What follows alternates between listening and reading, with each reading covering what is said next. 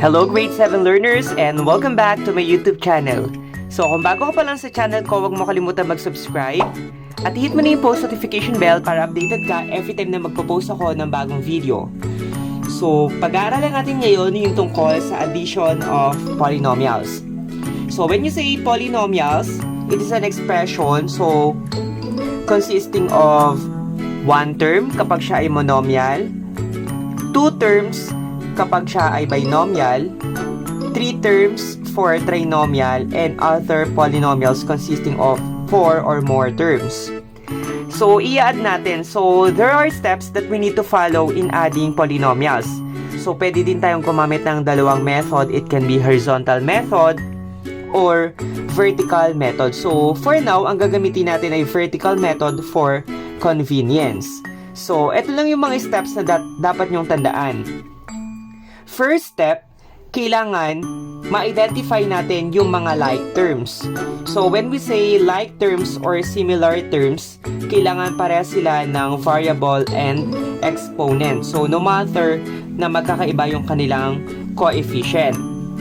And then, once na-identify na natin yung similar terms, i-group natin siya and then we need to align it vertically.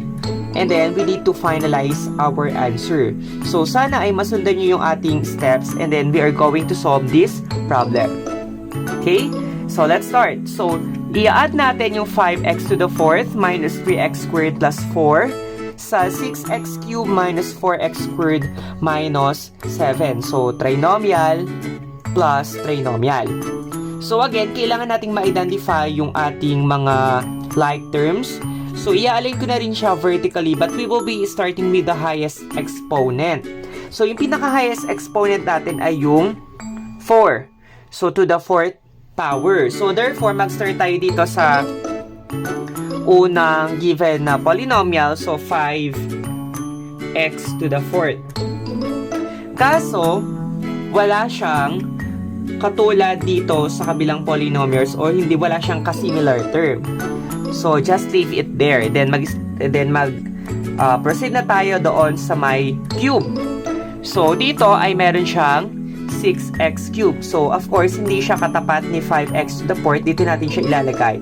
Since, lagyan natin ng label. Ito yung first nating polynomial at ito yung ating second na polynomial na ito yung i-add natin. So, lalagay natin siya dito, 6x cubed. And then, doon na tayo sa may squared.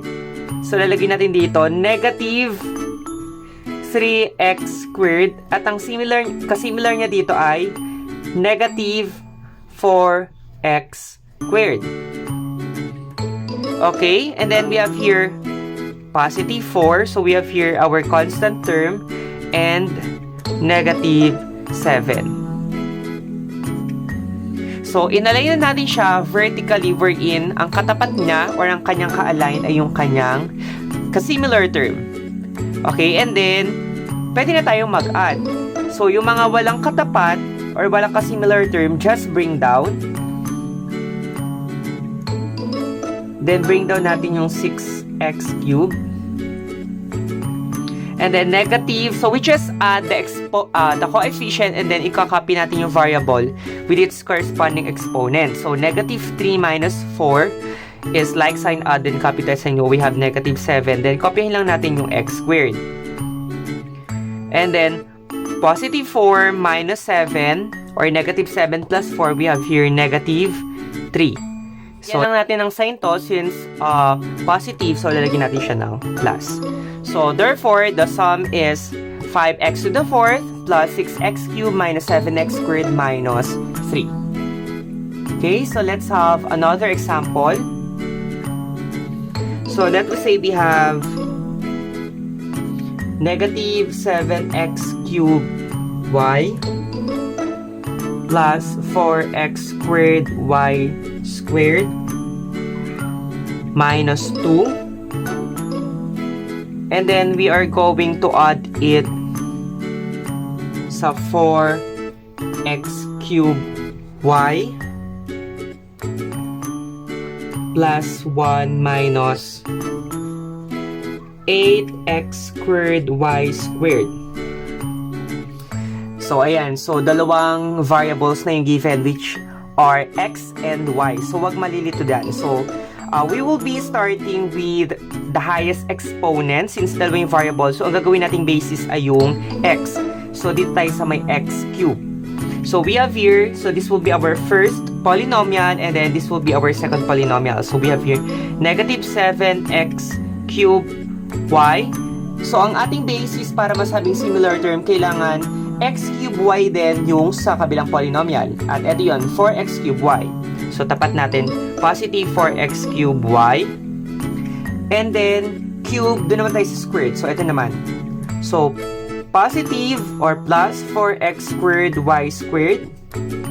So, ito yung kanyang katapat. Negative 8x squared y squared. And then, minus 2. And then, plus 1. So, mapapansin nyo ay naka-align na vertically yung mga like terms and we can now proceed to addition. So, pwede na natin siyang i-add. So, ang poproblemahin nyo lang dito yung coefficient. So, we have here negative 7 plus 4. So, we have here negative 3 x cube y. So, kukopihin lang natin. Then, we have here positive 4 minus 8. We have here negative 4. Copyhin lang x squared y squared. Negative 2 plus 1 is negative 1.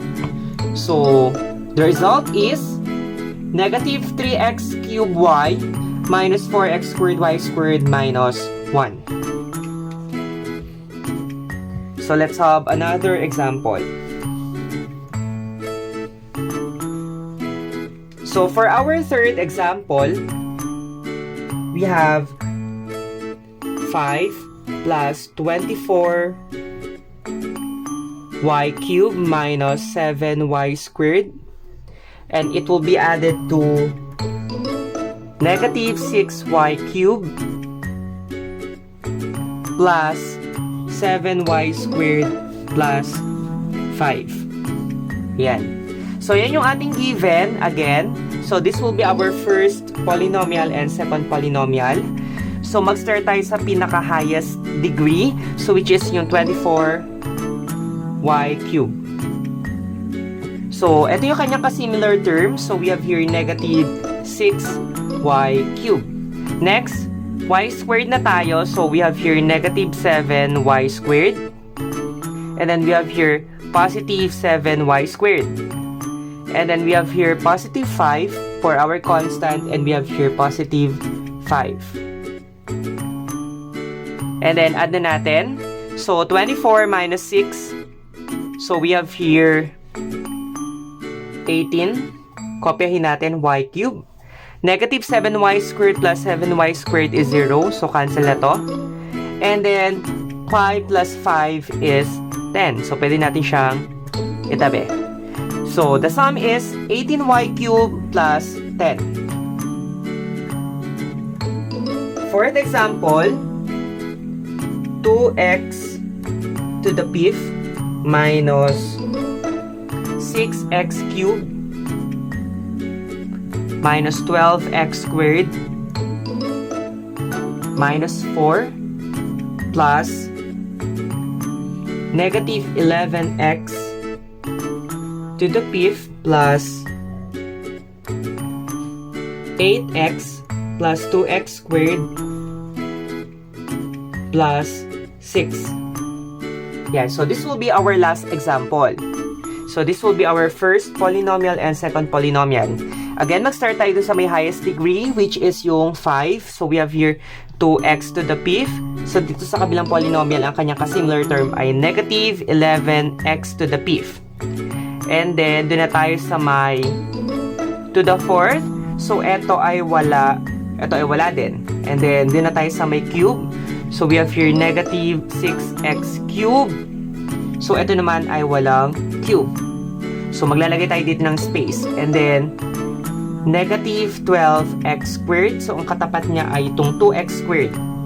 So mapapansin nyo, wala tayong katapat since wala siyang ka-similar term dito sa second polynomial. And then, we have here x. Ito ay walang x. Ito ay meron. So, plus 8x.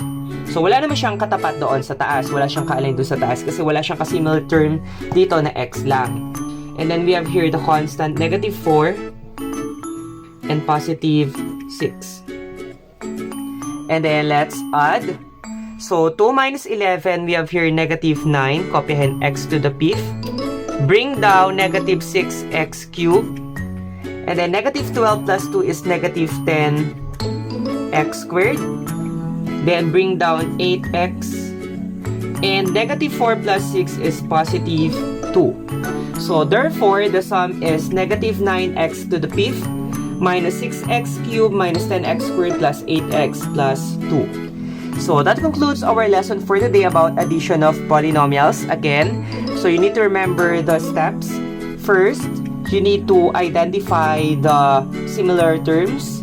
Second, you need to group them and align them vertically. And then, third, you can now add and finalize your answer. So, don't forget to give this video a thumbs up and don't forget to subscribe in my YouTube channel. So, share mo na din to with your friends and classmates and see you on our next video lesson.